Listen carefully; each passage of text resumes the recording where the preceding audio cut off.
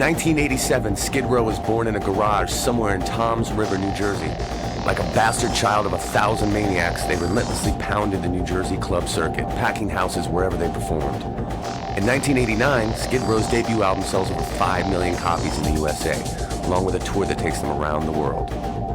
1991, the band releases their second record, Slave to the Grind, which debuts at #1 on the Billboard charts, making them the first heavy metal hard rock band to do so. Slave rockets to multi-platinum status. This is also followed by a massive world tour. In 1995, band relationships severely strained, but they reluctantly go into the studio to record what was thought to be their final release, Subhuman Race. Soon after, the band parted ways. That was until late 1999 when founding members Rachel Bolan, Scotty Hill, and Snake Sabo decided that Skid Row meant far too much to them to just let the music fade into rock obscurity. There were changes to be made, the question was who? Enter Texas singer Johnny Solinger. Suggested to a mutual friend, the band visited Johnny's website and were immediately interested in what they heard. A few emails later, and the singer was on a plane to New Jersey. His powerful voice, confidence, and hunger for success landed him firmly in the frontman position. With a new vocalist in place, the band now needed a rock-solid drummer. They turned to longtime friend Phil Varone. Phil also had the talent and undying desire to let the world know that Skid Row was a force to be reckoned with. In 2000, Skid Row landed the coveted opening slot on the Kiss farewell tour. It brought Skid Row's music back to the hungry masses. Since then, the band has logged a few 100,000 bus miles and some 350 shows during which the band was busy writing and recording new songs for their upcoming CD, Thickskin. This is the album that will put Skid Row's past in perspective and future in place. So now let's join Rachel, Johnny, Snake, Phil, and Scotty as we go under the skin. There's much to be done by this generation and those who will follow.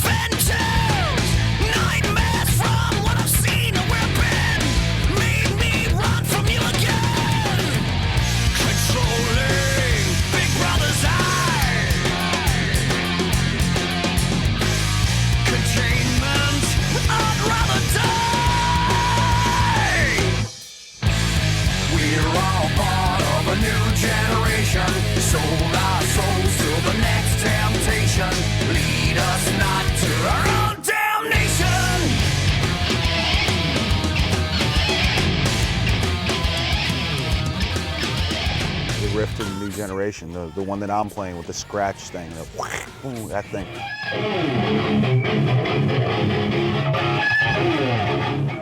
That's just like, what I call a sound check riff, pretty much. It's something, and so many songs are born like that.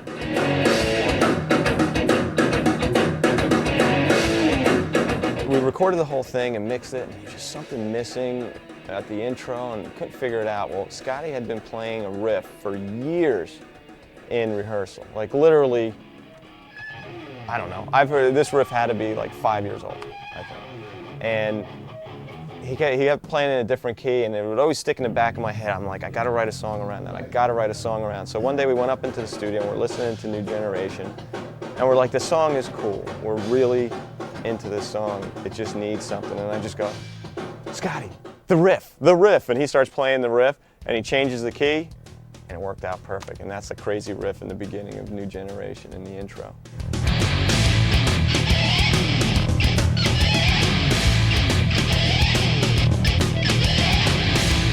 Scotty and Rachel and myself kind of collectively realized we've started Skid Row, and there's a legacy to uphold. This stuff means way too much to us, just to let it go, and let it just dissolve into nothing. He brought it up to me and said he had spoke to Rachel about it, and I was like, yeah, man, sounds great, but we got to do things differently this time.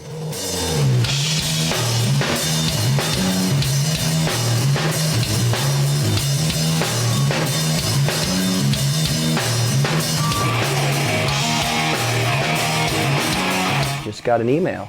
It was really weird. It's like thinking about putting the band back together. Wanted to know if you wanted to audition. You know, Rachel Bolan. It was that simple. That short.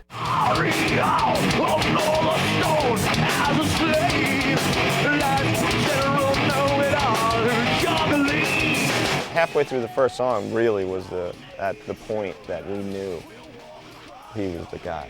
He had a great voice, great attitude. I mean, it's one of those things, we thought it was going to take a really long time to find a singer, and it just fell into our laps almost by chance.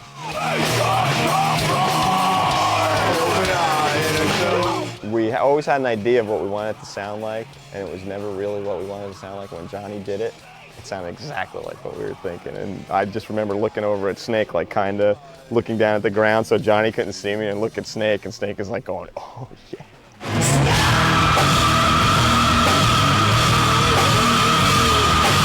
It's such a great memory of, you know, when Johnny came down to audition and how confident he was, and just really, he was quiet, but he was really confident. And he just went in there and a room full of strangers in a strange house in a strange town. Right off the plane from Texas, you know, and we started drinking a little Jack Daniels and started, you know, jamming, and he just blew us away. And we knew by the middle of the second song that he was the guy.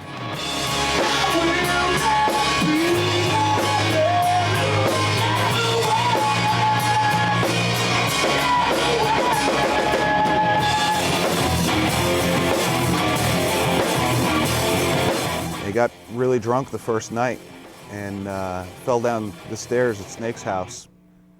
And the stairs were lined with, you know, gold and platinum records and all this. Took all the records with him, screwed up his ankle. He was limping around for weeks. And, you know, so that was our first impression of Johnny.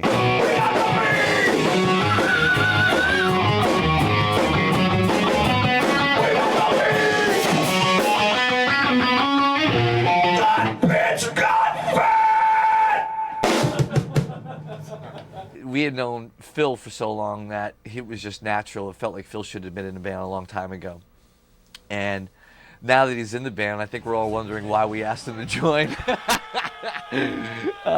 He's by far the funniest human being I've ever met in my life.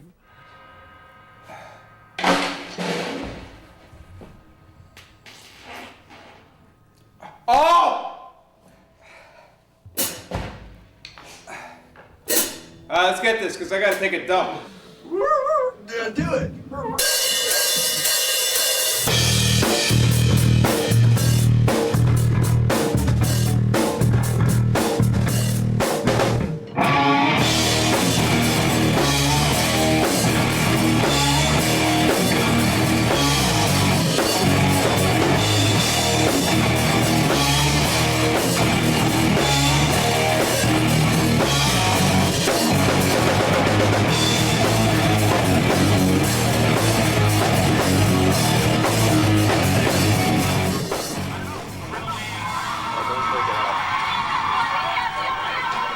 Cheating on her boyfriend with a man in a diaper. Phil, I didn't know you were on the Springer show. You guys.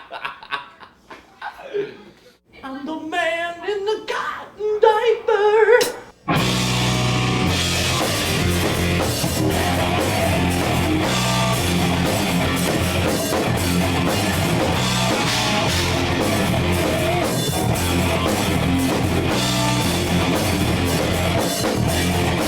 Four out of five of us living at Snakes, and you would rehearse by nighttime and try and keep yourself busy during the day. There's a whole lot of drinking going on, a whole lot of getting to know each other, and it's probably the basis that supplied the base for the band to get along so well and be able to work together so well. Because, man, we were there. It was 3 meals a day together, riding together, rehearsing together, getting ready to tour together. You know, what are you gonna wear? Your hair looks like shit.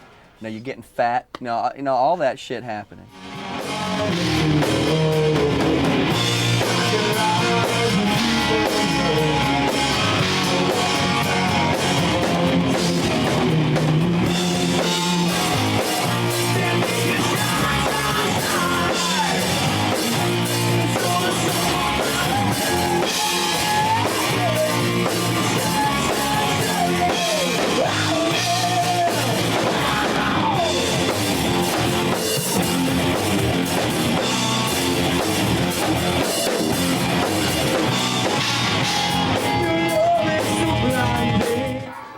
safety pin on his bib.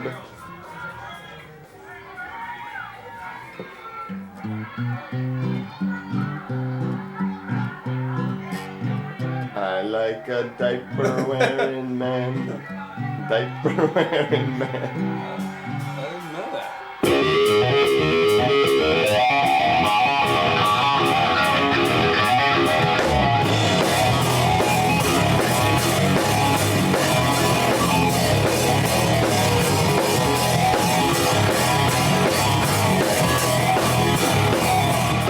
The camaraderie that we built at my house and in that studio was really laid the groundwork for, you know, the coming years of the band.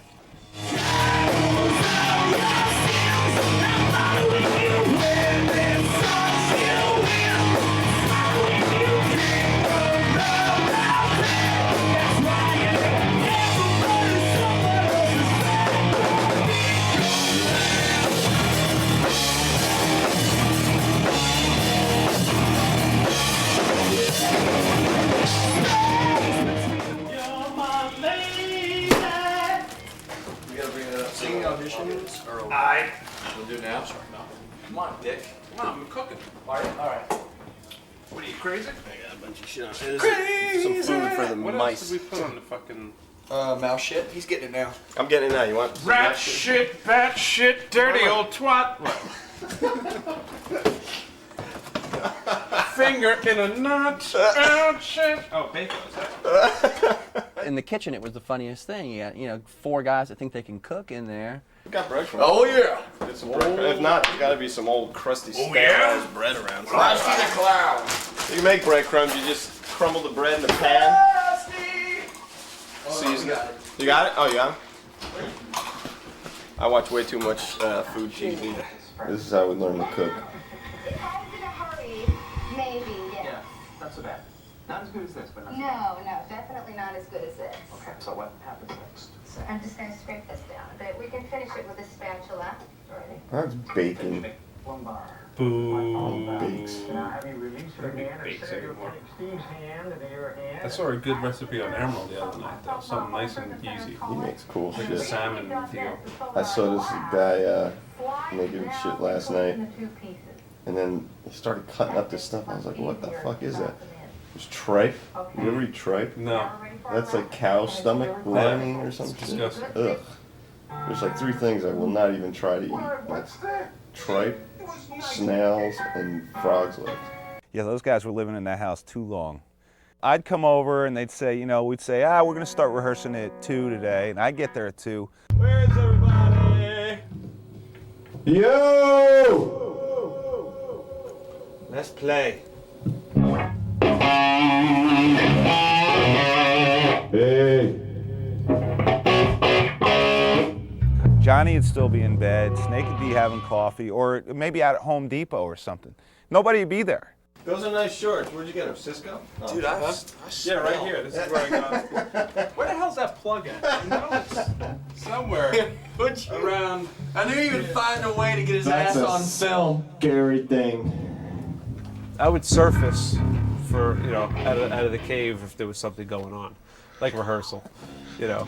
But I would wait. I would stay in bed until I hear the footsteps, because that's another thing too. Like you could hear activity, so I could actually hear Scott come in, and then I'd get out of bed. But up until then, I was like, everyone's gonna be late.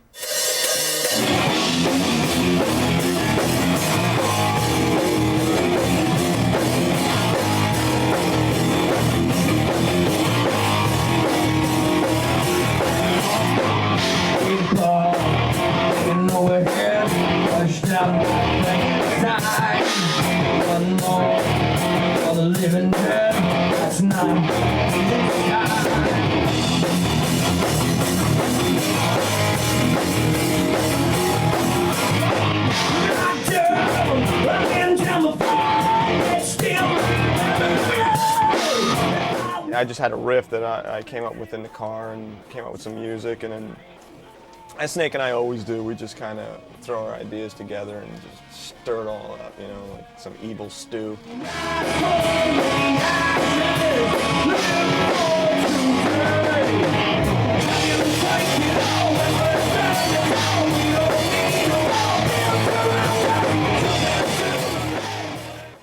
Thick as the Skin was written on the Kiss tour, and it was basically Snake and Rachel just got into a room together and had riffs and banged it off each other. That was the first song that was written for the new record.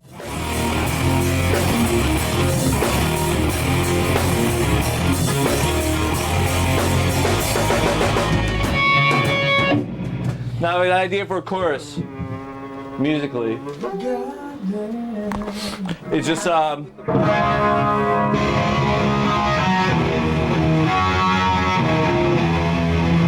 Snake and I have been songwriting partners for a long time, and we both are very passionate about what we think is right. We kind of know what's going to work out better for the song, but sometimes you hit an impasse and, you know, maybe Snake likes this part, maybe I don't like it so much, so the tension builds, and sometimes you can cut it with you need a machete to cut it. I'm kind of lost when you say there's too many parts, only because it's like a verse, B-verse, and They're chorus. just busy parts, it seems like to me. I don't know what it seems like to you guys, but the other parts, it seems very busy.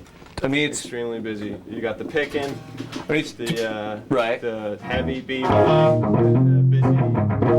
I mean, to me, it's no more busy than Monkey Business. Matter of fact, That part doesn't bother me. I think it's good. All right, whatever. It just seems really busy to me. And then adding that bridge part, it's just. oh, I mean, again, I'm not married to that at all. Right. If we use it, great. If not, that's fine. I just think that heavy part kind of kills the groove going into that, but whatever.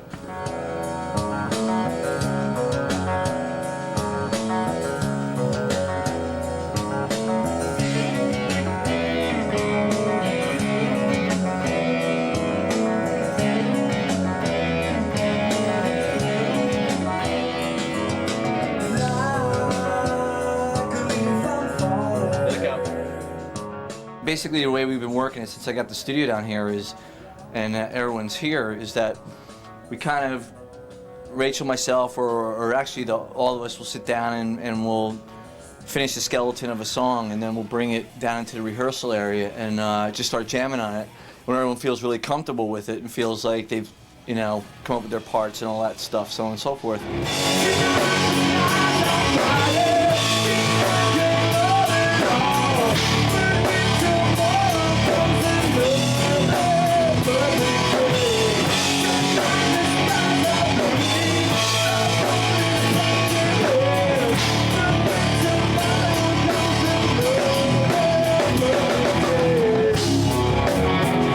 With us four living there and us four rehearsing basically every day, it was just incredibly nuts. Incredibly nuts. And then about halfway through it, or three-quarters way through it, I decided that I was going to get sober. And it was the biggest mistake. I had to live in my room basically because those guys had tequila bottles all over the place. Phil's dragging, like at one point we dragged 2 garbage cans full of about 185 beers or something like that up to the top. And that's not including like the bottles of whiskey and bottles of rum and bottles of Absolute whatever. And it was mayhem. And it's amazing that we survived because the house was, you know, when I went to put my house on the market, I had to have people come in like for 2-3 weeks just to clean up. It was brutal. It was absolutely brutal. The place was such a wreck. Snake's moving out of his house. How long you been here? 11 years? 12 years. This is his suitcase. Snake and I are driving to Atlanta this afternoon. I have the feeling this will be the last time he sees his house. Am I right? More about that later. We're down in the studio. Snake's house. This is where many a Skid Row tune, Ozone Monday, and lots of other songs were done down here. Demos. I think a few records were done down here too. Hey Snake, where we going? Away from this fucking place. Say goodbye. Snake's house. Sold. Sold. But I had to sell it because I had to get rid of everybody. I was like, I can't live like this anymore. This is nuts. And we're going to all kill ourselves, you know? Everything's changed. All ties are strained, to say the least.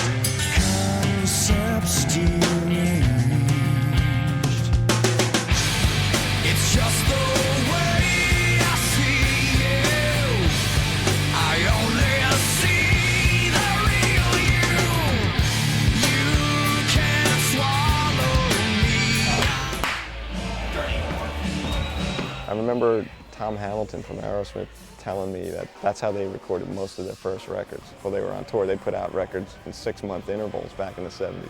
And he goes, that's pretty much how we did it. I was thinking, man, that would be just so crazy to do it like that. Now here we are doing it. And it is crazy. It's very nerve-wracking.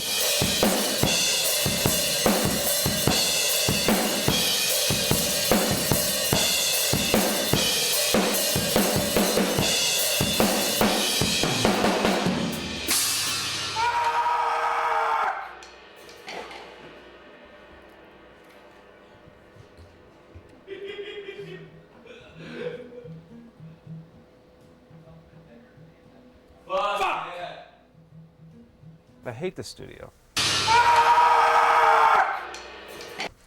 I hate it. I love recording and listening to the product, like because like I'm proud of what we did. I just hate the studio.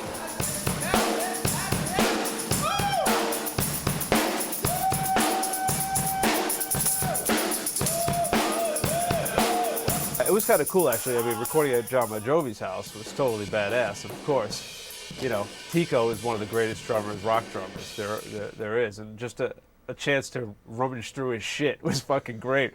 I just hope he doesn't get pissed off when he sees it. Ladies and gentlemen, we're going through Tico Torres' snare collection right now. Don't tell Tico. Or their drummer stuff. Tico's crazy snare collection. I think this one will be the one we're looking for. Alrighty then. Ever no. Ever no. All set? Yeah. Come on, Fokker. That's all I got.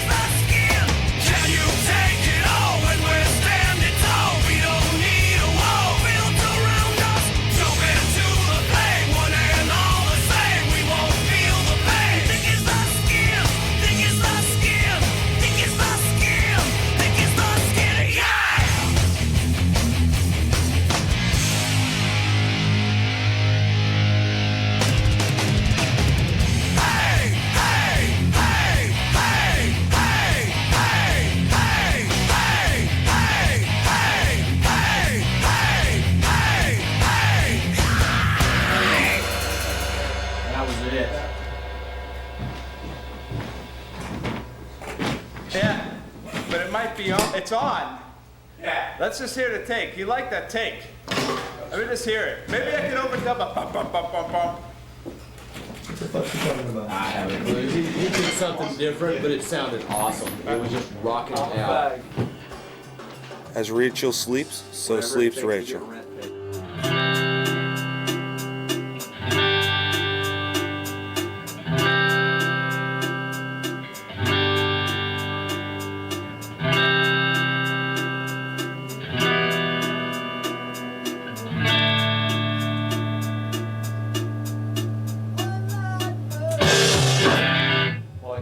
I remember Rachel and I we were down in Texas, and we really, really wanted to do something that was just, you know, that people would close their eyes and just float, you know? But we wanted it to be something positive, you know, about new beginnings. And I liked it because I got a chance to really croon a little bit, man, and you know, a lot of people can get in there and have gang choruses, and a lot of bands out there do that. Skid Row's done that in the past. I wanted something a little more where I could, like, you know, sing a little bit for you, you know, show the skills. And plus, it was shortly after 9/11 that was written, and it just had, you know, everybody was in kind of that kind of mood. And one light, you know, one light burns, one light fades. It had a great feel to it. I loved it. I loved singing it. There's a sound in my head, holy wine breaking bread, between time and what we said, drifts the innocence we've shared.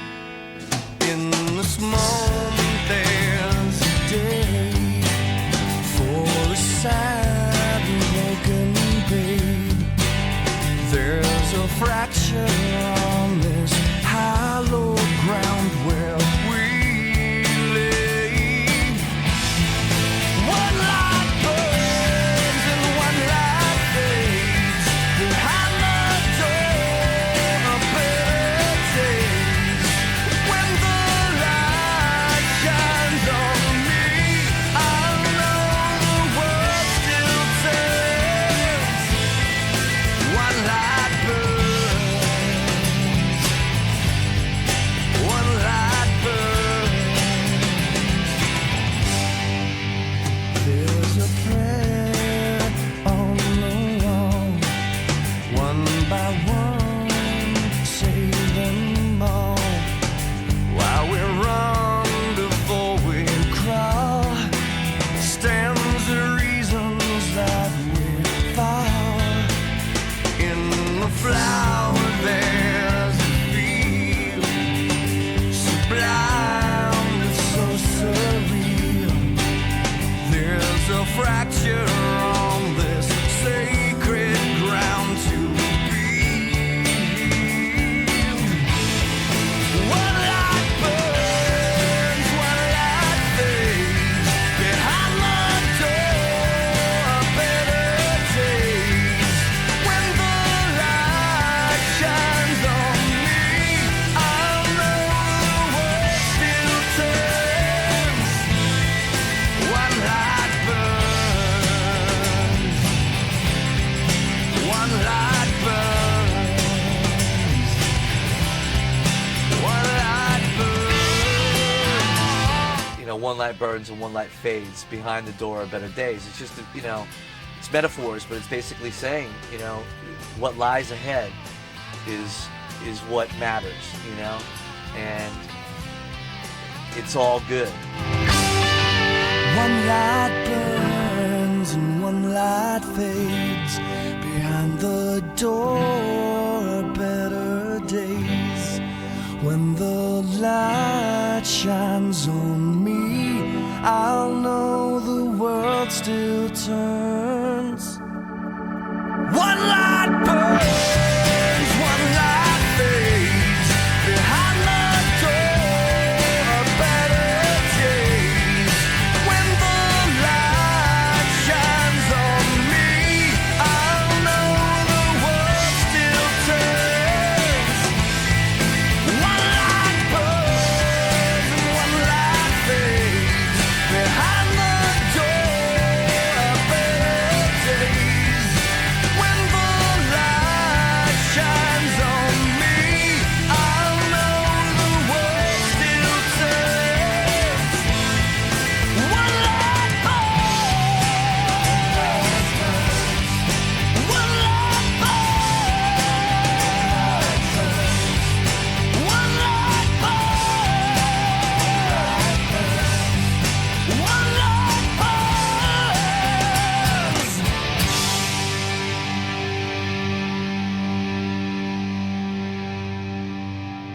started out at John Bon Jovi's studio in New Jersey, which is a gorgeous place, really super nice. We cut most of the drum tracks there. Actually, we cut the whole record there pretty much, and then we went back later and scrapped a bunch of it and started over. And the majority of the record was recorded at Shorefire in New Jersey, in Long Branch, New Jersey. And the guy that owns the place, Joey DeMeo, is a good friend of ours, and we really work well together. And that studio has got the magic. Every time we go in there, man, something great happens musically. I swear you've never been lonely.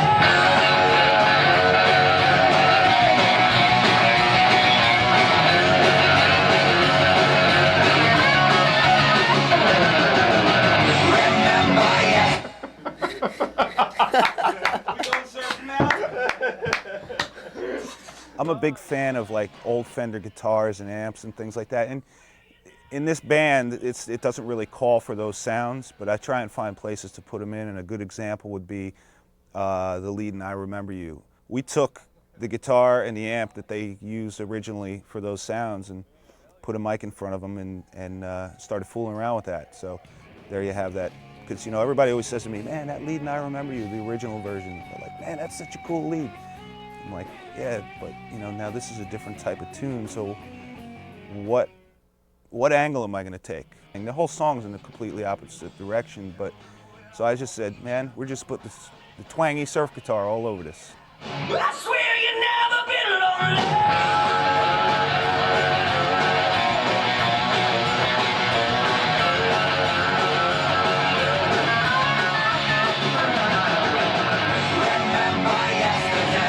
If there's a new technology or a new toy, man, I'll run right out to Best Buy and grab it. Hi, Is that Phil. yours? Yes, it is. Oh, another toy. Another toy. I'm the toy boy. Hi. I'm the toy boy. Hi, this is Phil. Kind of shy.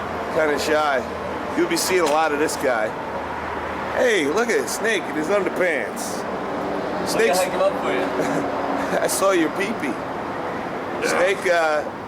Snake sleeps in his socks and his underpants. Yeah, we can sleep in his fucking place, his body bag.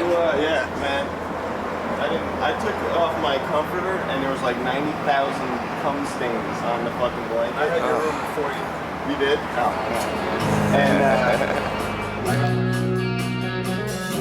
I feel the things I said, but never said how I felt. I know I waited. That is one of the first songs that that Johnny had to sink into on an emotional level. You know, not so much like that's a song that was anger driven or anything like that, but you know, sort of of loss and moving on and sort of coming to terms with the things that you may or may not have done that may not be always the best at the particular time in your life, but you know, there was certainly no malintent, and just trying to get that across, kind of a way of saying, look, I'm sorry.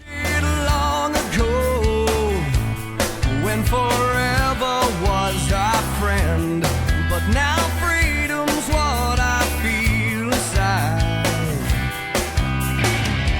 It hurts so much to let you go, to know we'll never touch again. When I walk, if I fall down, can I take it in stride? Lying alone in the bed we made, watching headlights on the shades. The ghost that's sleeping by your side are my promises to you that died. To you that died. I might let you go, but I'll never go away. I might let you go, but I'll never go away. Yeah.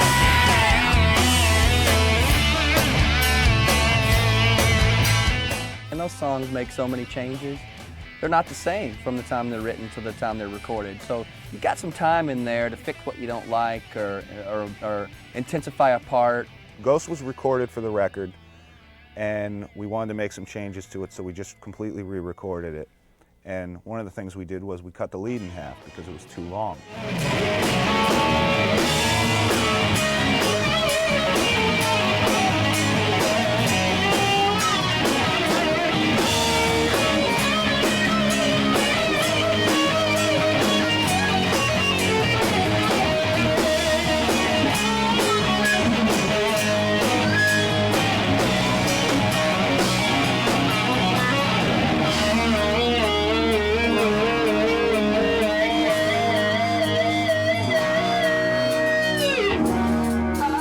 After the Kiss tour, I mean, that lasted, it was only originally supposed to be a 4-month tour, and it lasted almost 9 months.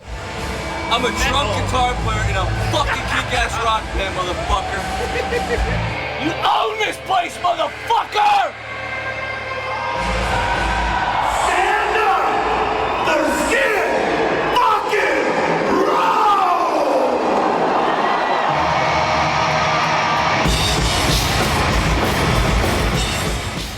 We went out and did some of our own stuff, and then immediately just started writing. And then we went back out on tour, and we were still writing and demoing. And I mean, the album's been kind of 2 years in the making. What about Psycho Love? We could put Get the Fuck Out After I Remember You version 02. Okay. And then just switch those around. Lucky what I see, it's beer. Beer. Looking at me, beer. Looking at me. What we got, baby? 1, 2. Have we got all of them on there? All 16? One of these here? 1, 2, 3, I will 4, in 10 minutes, I 5, think. 6, 7, 8, 9, 10, 11, 12, 13. What, are you gonna join me? That's a done deal, man. I don't really want to wait 10 minutes, but I will. To you, anything. Hi. Don't mess with my orange juice. That's yours?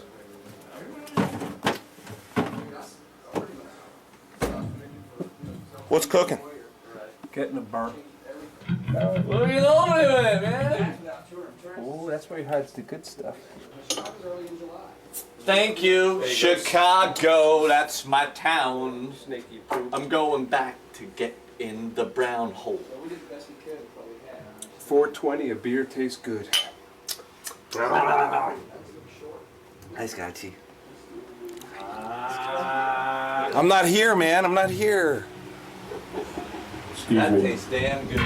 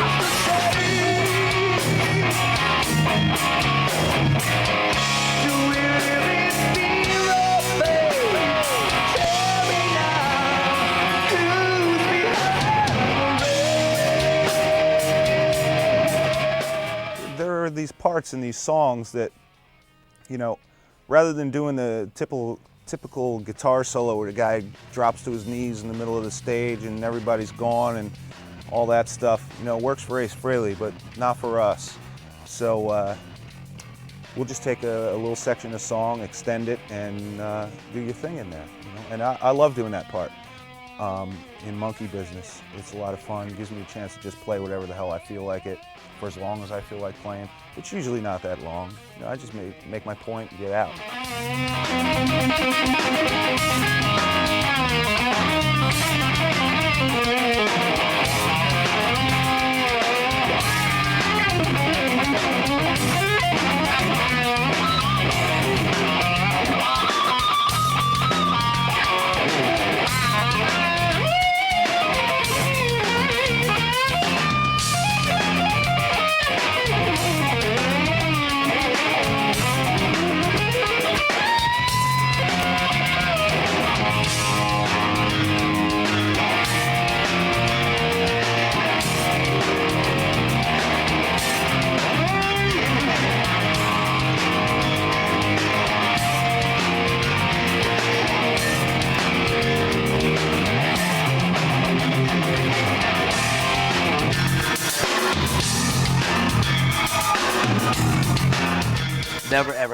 argument. We've always come to terms really, really quick on who should play the solo. Most of the time for me, it seems like the song does dictate who should play it. Because I like to play a lead you could maybe whistle, or something that would stick in your head, and Snake plays the really fast and crazy guitar hero type of thing.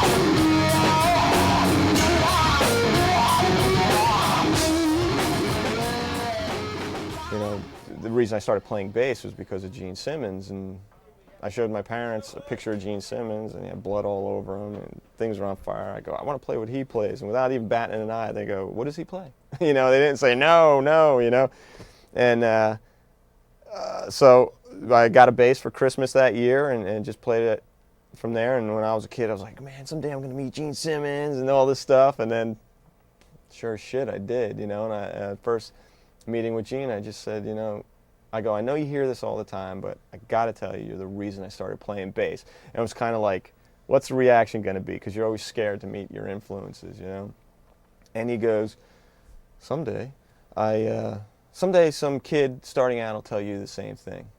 And I'm like, yeah, whatever. It was '89. We were on our first tour. And, we were playing, and a guy comes up to me, and he goes, I play Spectre basses because of you. And I was like, cool. He's like, man, you're my biggest influence. I play bass because you play. And all of a sudden, I just remember that picture of Gene telling me in the dressing room in L.A., somebody will tell you the same thing one day. And Rachel has been the biggest influence on me. Got me started playing bass, playing Spectre's choice of basses. And, finally getting to hang with the man, sweet. Hey, can you leave? You got to go now. Okay. Thanks, Phil. Rachel Bowman on the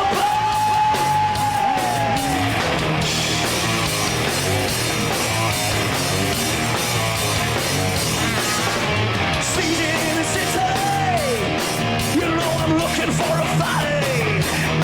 Oh, isn't looking pretty on a Saturday night. Good God, bless my soul. I need a beat to rock and roll. Come on, baby, gotta wait and see. Come on, you get a piece of me.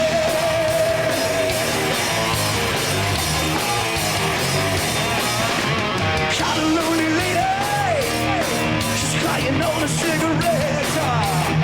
I got nasty habits, and that's all she's gonna keep for me. One for the money, two is for the show.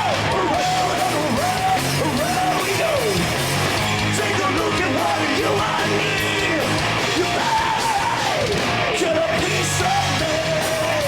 I don't have lust, I don't have money, but I know one thing's for sure. I'm not enough of my love.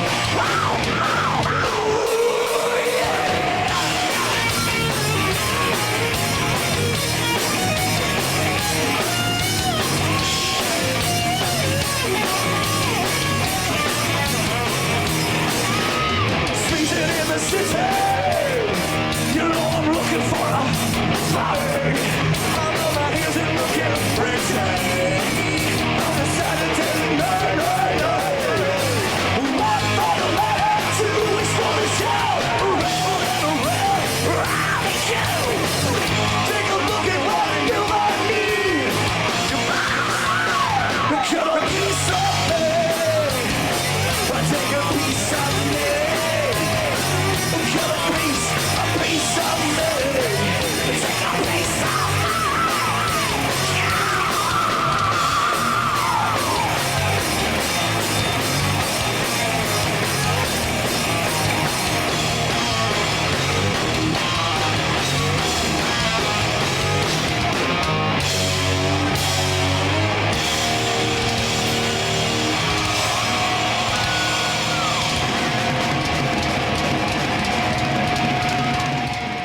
Okay, so here's the situation.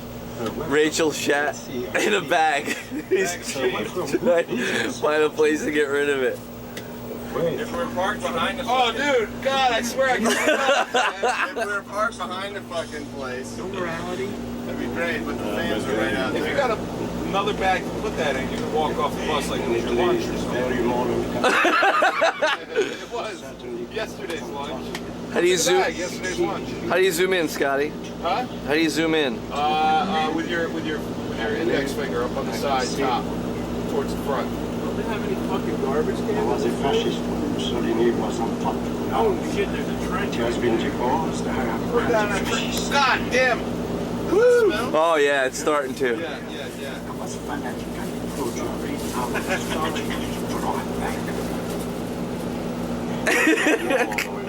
The dilemma.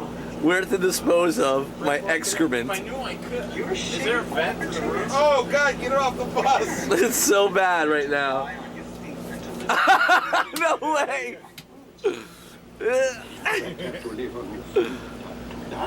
Go, man. Oh yeah, it smells like a bad baby. Gig time. And you can't drive into New York City by yourself between the hours of 6 a.m. and 10 a.m. So how'd that work? Did you pick up somebody? Someone's house. You had to pick up a homeless guy. There's homeless guys standing outside the tunnel making extra cash. New York? That's the first time in a long time that I've actually been in a car when it's still been dark out before the sun came up. And sober. And sober Yes. after going to sleep. Fucking crazy. That's nuts. So I drove in at I was up at 5:30 this morning. Were you going duck hunting? It was in my car at 6:45. They're being scrap iron. Scrappy. And then I go through exit 16E, give my money in and everything, and then all of a sudden I see the sign.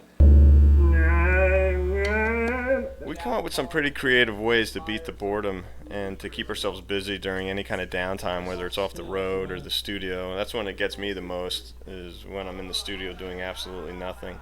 We'll roll dice, we'll drive race cars, whatever it takes, just so that we don't lose our minds.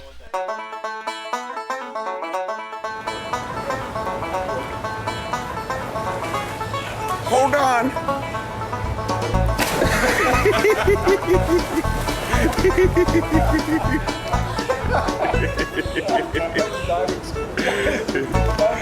Diving school. Nice. You gotta get the belly flop.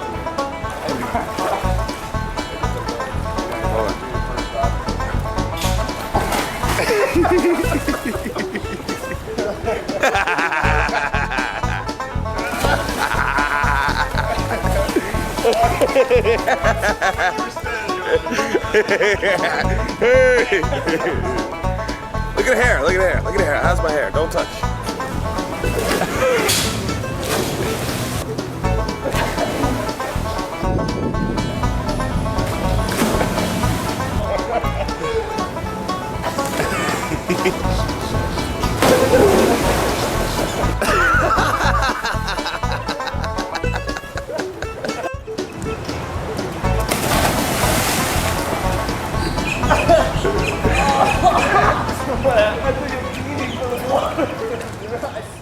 Everybody ready?